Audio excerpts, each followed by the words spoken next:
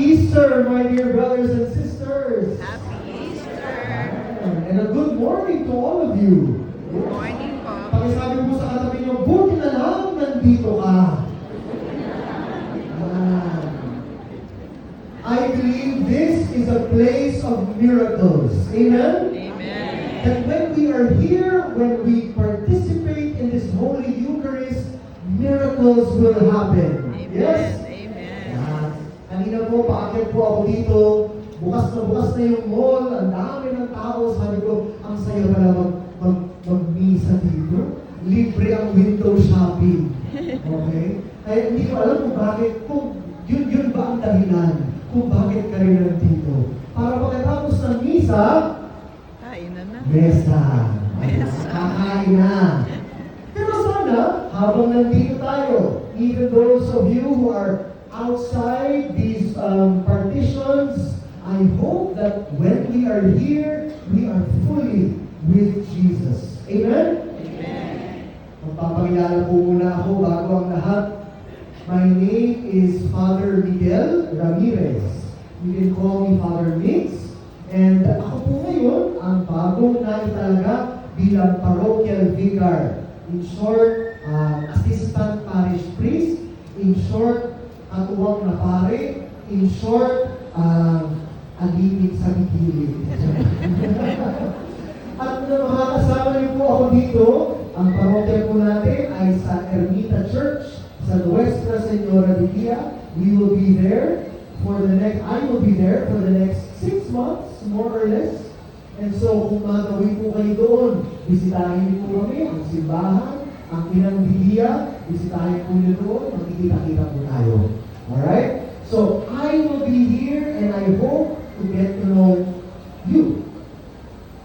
But I am sure Jesus also wants to get to know you. Kaya po ang mensahe po ng ating homily at ng ating linggo ngayon ay simple lamang. 2 words. Personalan tayo. Pakisabi nga yun sa katabi, personalan tayo. Sa trabaho, sinasabi natin lagi, trabaho lang. Walang personalan. Pero kay Jesus, baliktad. Sinasabi ni Jesus, walang trabaho, personalan tayo. And I believe, until we have that personal relationship with Jesus, we will never understand what it means to be Christian, what it means to be Catholic. Amen? Amen. Sa ating pong Ebanghelyo, meron tayong dalawang naglalakbay mula sa Jerusalem, pauwi ng Emmaus. Sabi sa Bible, it is about 11 kilometers long. Maiksi lang po ang 11 kilometers. Parang mula dito hanggang Marikina. Yan. 2-3 hours walking, kaya-kaya. They were walking home, but they were all downcast. Pakisabi na yun, downcast. Downcast. Ibig sabihin, nagugulumihanan. Hindi nila alam kung bakit the person they were following, Jesus was crucified, died on the cross, and did not. Umuwi sila palungkot at etong ginawa ni Jesus. Parang nagpa-prank si Jesus sa kanila. Ang sabi, Jesus walked with them, but they did not know it was Jesus. Hindi natin alam kung bakit. Siguro dahil iba yung itsura ni Jesus, siguro dahil talagang balisang-balisa sila, hindi nila matignan yung kanilang mga kasama. We don't know. But it's funny to imagine that Jesus had a sense of humor. He was walking with them and he said, "What are you talking about?" Nagichismis po si Jesus. Marites. Ang sabi naman ng mga disciples, ikaw lang ba ang hindi nakakaalam kung anong nangyari? At sabi ni Jesus, bakit? Ano nangyari? It's a prank. Maya-maya, kinikwento ng mga disciples kung anong nangyari. Blow by blow, detalye. And then at the very end, they invited him to his house. And Jesus did something very familiar. When they were eating, He took the bread, gave thanks, broke it, and gave it to His disciples. Isang bagay na pamilya sa mga disipulo. Doon nila nabuksan ang kanilang mga mata and they realized Jesus is alive. Amen? Amen. Now, my brothers and sisters, anong ibig sabihin ng nangyari sa Emmaus?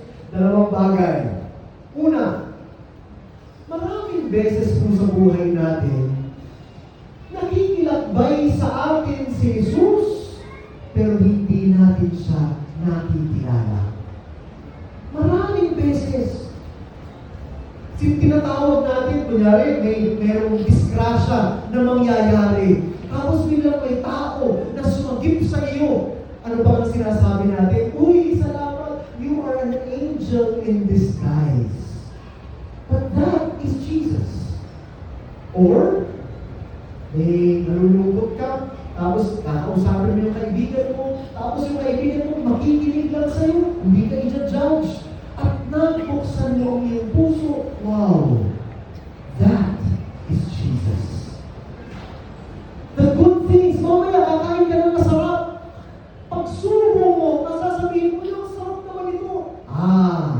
That is Jesus. Ano, diba? Mamaya, kakanta yung choir, ganda na ng boses, feeling mo nasa langit ka. Ano sasabihin mo? That is Jesus. Tapos pagtulog mo mamaya, katabi mo yung asawa mo, titignan mo yung mukha ng asawa mo, sige nga, may asawa mo ka mag-asawa ba dito? Tignan mo nga yung mukha ng asawa mo. Sige, tignan mo. At sabihin mo sa kanya, you are Jesus. Diba parang ayaw mo yata. We hope to see Jesus in everyone. Amen? Amen. Pero ang pinakamahirap, kapag yung mga nangyayari sa atin ay hindi maganda. Paano kung halimbawa nanakawan ka? Is that also Jesus? Nasunugan kayo. Is Jesus also there? Nagkasakit ka o may dinadamdam ng sakit na yun. Nandyan ba si Jesus? Ano ang sagot? Yes. And our goal is to find Jesus, even in the negative experiences of our lives, because Jesus is also there. Kaya yung asawa mo, positive man yan o negative, Jesus is there. That is the goal. Pero ang tanong, paano? Tanong niyo sa akin, paano? Paano? Isa pa, yung mas mahina pa lang, paano? Jesus in the gospel says, how foolish you are. How foolish you are. Ano ba? Sa Tagalog po, mas masaklang pakinggan. Sa Tagalog ay, kay hahangal ninyo. Grabe si Jesus, judgmental, di ba? Bakit? What did the disciples know? They know so much. They were able to recount all the details, but they did not understand everything. Ganyan din po sa atin. Pwede na marami tayong alam, pero hindi natin naiintindihan. At paano mangyayari yun?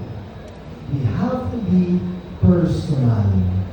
Personalan tayo.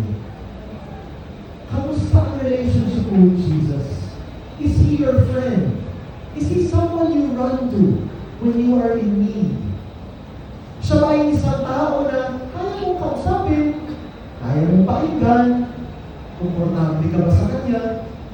Or, hanggang ngayon ba, si Jesus ba ay isang taong tinatakasan mo, natatakot ka sa Kanya, ayaw mo lumapit, nahihiya ka pa rin? Jesus wants to be personal with you. Kaya po mga kapatid, ngayong linggong ito, personalan kayo ni Jesus. I want to end with my way. Paano ko naging personal kay Jesus? Noong po ako'y lumalaki, elementary, when I was very young, napakamahiyain ko pong bata. Hindi po siguro halata. Ay, salamat po. Hindi halata, ano? Mahihain po ako. Pero, dati po yun. Pero nung ako po ay nag-high school, specifically, second year high school, let me rewind a bit. Mahihain ako dahil I was a bit chubby, meron marami akong tigyawat sa mukha, tapos hindi naman ako magaling mag-sports, tahimik lang ako, na parang ayokong magpakita. Anyway, eto na, fast forward, second year high school. My mom, hinila niya ako, nagsisimba kami sa parokya. One Sunday, hinila niya ako. Pinakilala niya ako dun sa coordinator ng mga lectors and commentators. Yung mga nagbabasa dito, sabi ni nanay ko, "O ikaw, magaling ka naman mag-English. Halika, magbasa ka." Imagine that, 14 years old, nagbabasa na po ako dito sa harapan, sa parokya namin, sa Mandaluyong. Pagkatapos nun, 16 years old, I was part of the parish youth ministry. So, bahagi ako ng parish youth ministry. Na, in short, nabarkada po ako. Ayan. Yan po ang nangyari. And then, sa school, sumali ako sa isang religious organization. Nagbibigay kami ng mga retreats, nagbibigay kami ng mga sharing sa kapwa kaklase. Sabi ko, ang saya nito.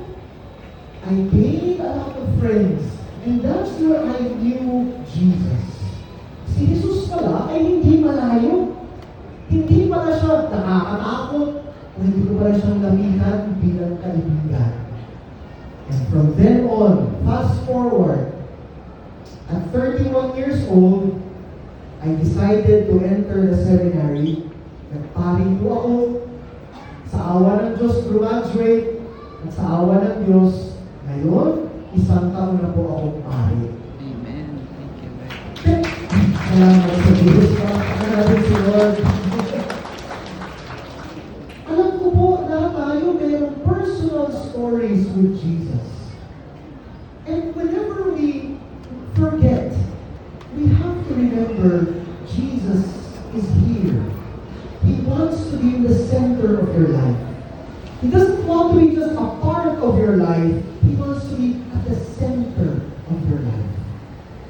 And so, my dear friends, pasalamatan natin ang Panginoon ngayon dahil gusto niya maging personal at sana gusto rin natin maging personal sa Kanya. And so we pray, dear Jesus, we thank you for the love that you have given to us on the cross and in your resurrection. Sorry po, Lord, sa mga pagkakataon na tumatakbo kami papalayo sa iyo. Nawa po, itong personal na imbitasyon mo na maging kaibigan ko ay tunay na mayakap ko sa aking buhay. Thank you for your personal love for me.